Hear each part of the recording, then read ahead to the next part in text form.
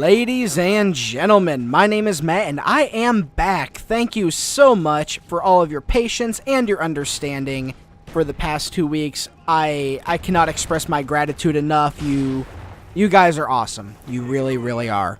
But there is no live commentary today. I am in fact showing you a different kind of gameplay. A post-commentary, actually. I've never really done one of these, but I had a really incredible game. I go 48-12 in this game. And I know I'm using the dual shotguns, but it's still a pretty good score. And I wanted to talk about it a little bit because the shotguns, I want to talk about how they're kind of overpowered, really. And what better game to express and show how overpowered a shotgun is than a game where you go 48-12. I mean, seriously, come on. So, I'm using actually the dual HS10 shotguns. I actually think these are not as powerful as the SPAS. I think the SPAS is the best of all the shotguns and probably the most broken weapon in Call of Duty history. I would actually go that far as to say that. I really would. But what makes shotguns so powerful? There's just a few things about them. One is their perfect accuracy. They always, yes, they have a spread, but you can always guarantee that spread will be within a certain range. You're going to hit the target and you're going to kill them. There is no inconsistency with that. When you hip fire an automatic weapon or any other weapon, you don't know where that bullet's going to go. You don't know how it's going to spread. And it's kind of a gamble, but you can see right there, I just went through those two people and I knew I could get them really easily. I had 4 shots at my disposal, 8 altogether, but I tend to fire them at the same time. So pretty much 4 powerful shots from the shotgun. And anything that's within, I don't know, a couple meters of me just will get destroyed. Just flat out destroyed. And unlike the other weapons in these games, you don't have to aim these, which means you can just immediately fire them. And when you combine that with Steady Aim Pro, I think I'm using Sleight of Hand Pro in this, actually. I'm not completely sure. We'll see after I die. I can't remember. This match was about a week ago. But when you combine that with anything, just having that ability just to, like right there, just to aim, fire, not even aim, just to point and shoot, you're going to mow anything down. And also, shotguns, yes, they are outclassed. Okay, let's see what perks I'm using. Sleight of Hand. Okay, I'm not even using Steady Aim and I'm still doing this. If I had Steady Aim, it would even be more effective than what I have now. But like I was saying, it also, you have to know how to use the shotgun.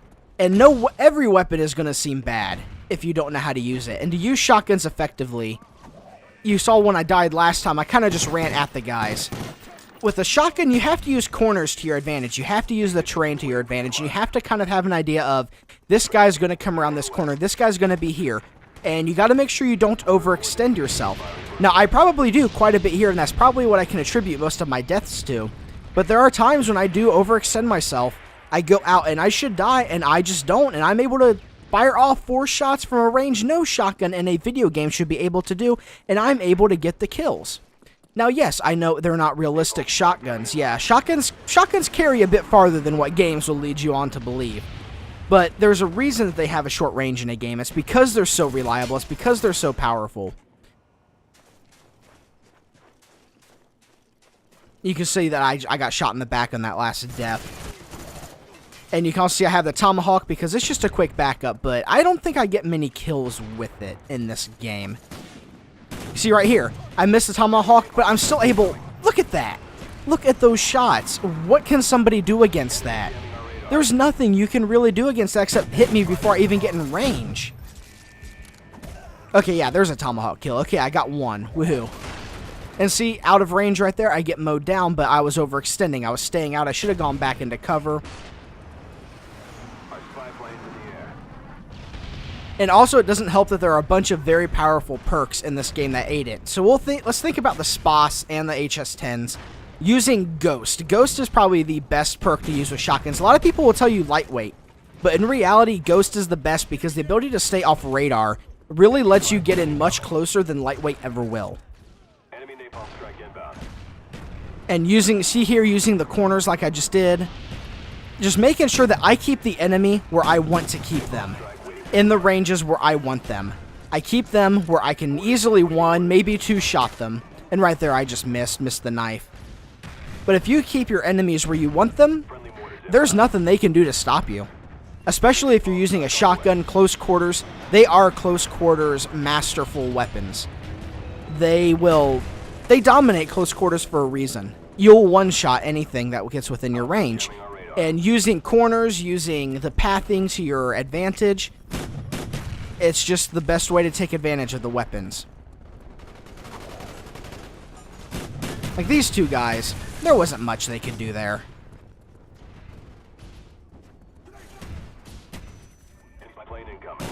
See, right there.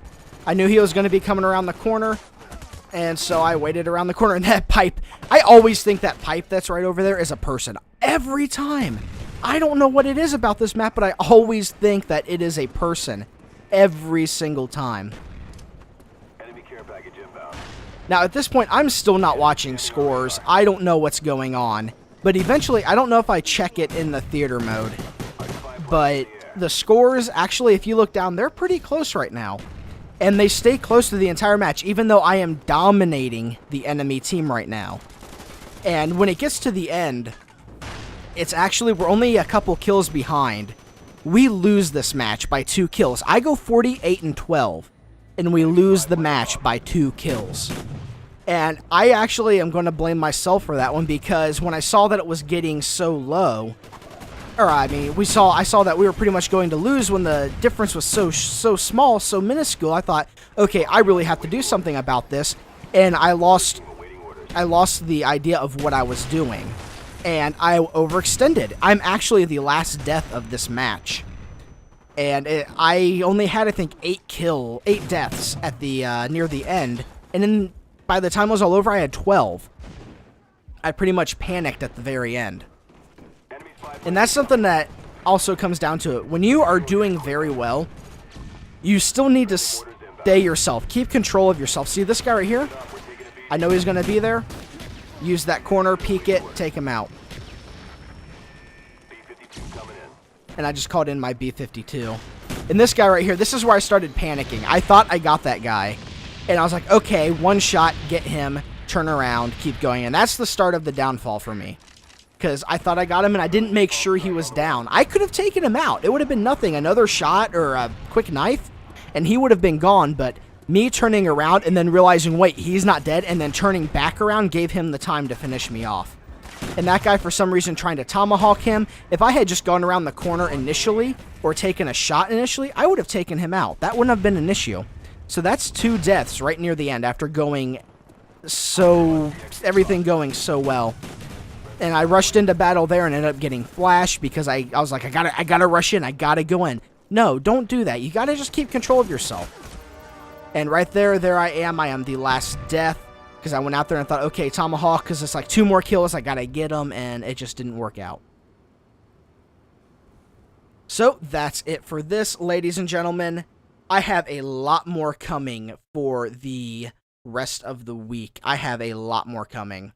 I'm working very, very hard, very diligently on everything. I'm excited. I really am.